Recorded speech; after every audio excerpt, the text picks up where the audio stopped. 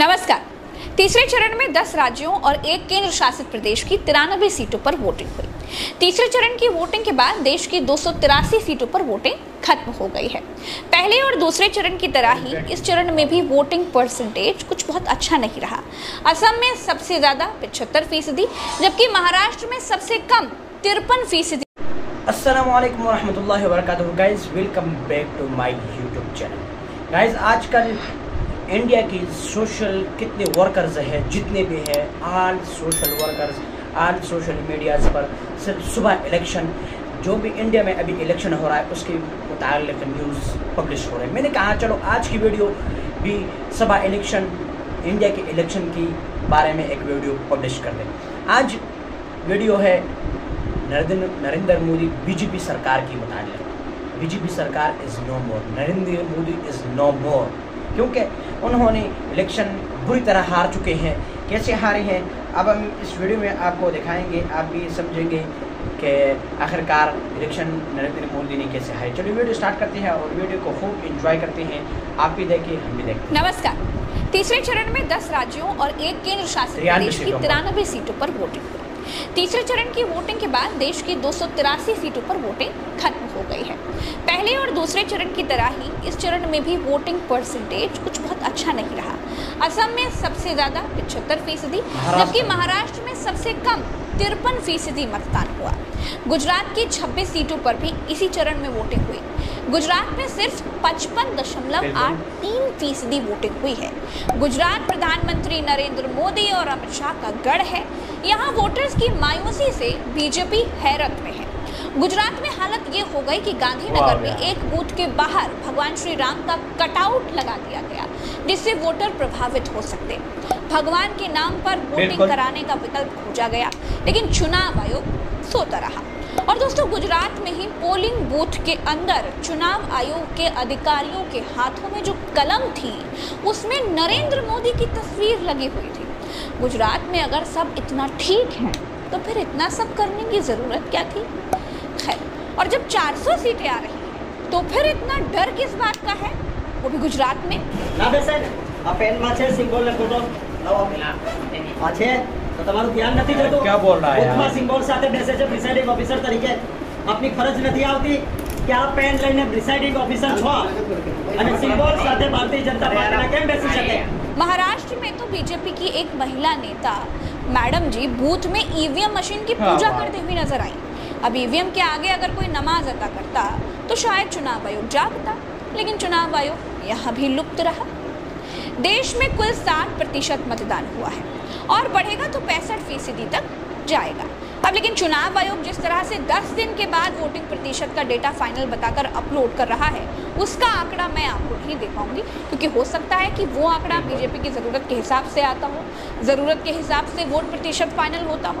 खैर, मैं चुनाव आयोग की ईमानदारी और कर्तव्य निष्ठा पर भरोसा करने वाली पत्रकार हूँ कि जानती हूँ चुनाव आयोग हर हाल में नमक का कर्ज अदा करेगा ही करेगा।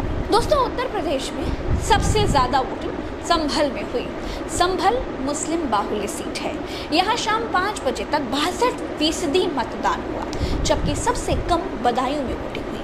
यहाँ प्रत्याशी आदित्य यादव चुनाव में हो रही धांधली के खिलाफ धरने पर बैठ गए।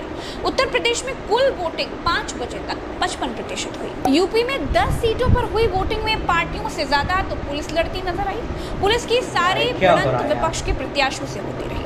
बदायूं में यहाँ तक आरोप लग गए कि पुलिस ने विपक्ष के प्रत्याशियों की पर्चियों में पानी डाल दिया। मैनपुरी, बदायूं और संभल, ये वो 3 सीटें थी जहां सबसे ज्यादा शिकायतें आई। मैनपुरी में अलग अलग बूथों पर बूथ कैप्चरिंग की शिकायतें विपक्ष की तरफ से की गई। कई सपा के बूथ एजेंटों को भगाने की भी खबरें आई। दोस्तों, फिरोजाबाद में करीब 42 फर्जी वोटर्स पकड़े गए। संभल में सबसे ज्यादा शिकायतें आई हैं। यहाँ मुस्लिम महिलाओं के पास आधार कार्ड होने के बावजूद उन्हें वोट डालने से रोका गया। ये आधार कार्ड नकली बता रहे हैं। हम सुबह से आए हैं, अभी आए हैं, घर का काम निपटा के, तो हमें अंदर भी जाने दे रहे। क्या हो रहा है यार?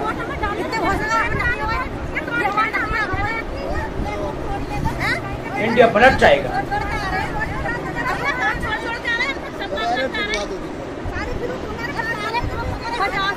वापस कर दी, दिखा दिखा के।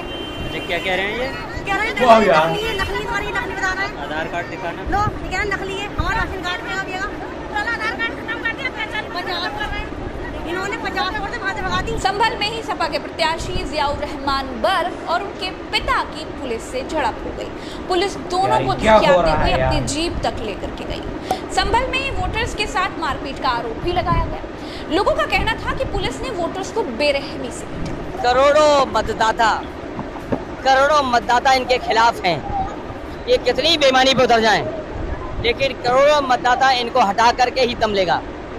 और जो सूचनाएं आ रही हैं, ये घबरा गए, बौखला गए हैं। और जो आदमी खिसियाता है, जो हारने लगता है, वही ये हरकत कहता है। बदायूं, हाथरस और अलीगढ़ के कई गांवों में लोगों ने वोटिंग का बहिष्कार भी कर दिया, क्योंकि इन लोगों ने पिछली बार बीजेपी को इस उम्मीद में वोट किया था कि बीजेपी उनसे सड़क, पानी के जो वादे किया पूरा करेगी।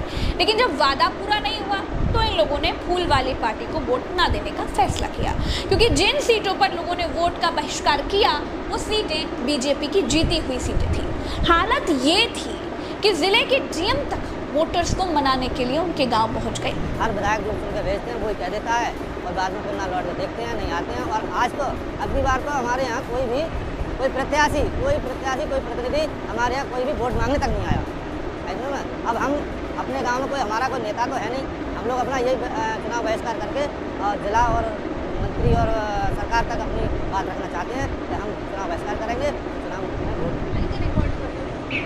अगर अब मैं वापस नहीं आई, मैं तो नौकरी हूँ ना, मैं थोड़ी हट जाऊंगी कहीं पे, मुझे वोट तो मिलते नहीं, तो नौकरी तो मुझे करनी है, कहीं भी रहूँगी, यहीं हूँ, आप आके दिखा दीजिएगा। इतनी शर्म तो होगी मुझे कि आपने बोला था कि आप मुझे बोलो, कहाँ जाऊँगी मैं। दोस्तों, 2 चरणों ने बीजेपी को उत्तर प्रदेश में इतना ज्यादा परेशान कर दिया था कि अमित शाह को भागकर 2 दिन लखनऊ में रहना पड़ा।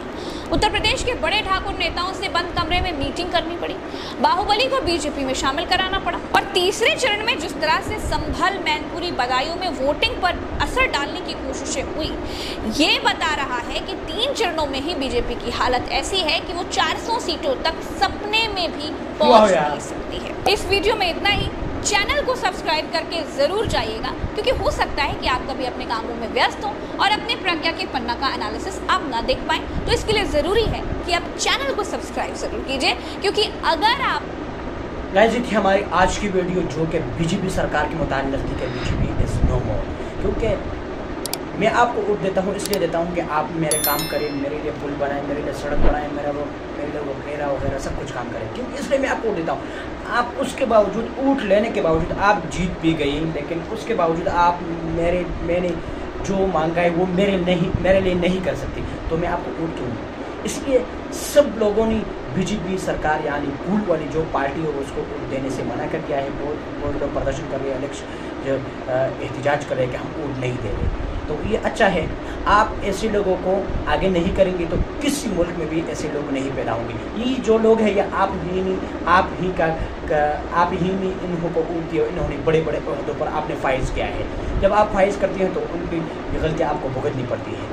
अगर आज की वीडियो पसंद आए तो हमारे चैनल को ज़रूर सब्सक्राइब कर बेल आइकन को प्रेस करें, ताकि हमारे आने वाली खूबसूरत वीडियो आप तक पहुँच सके। सलाम।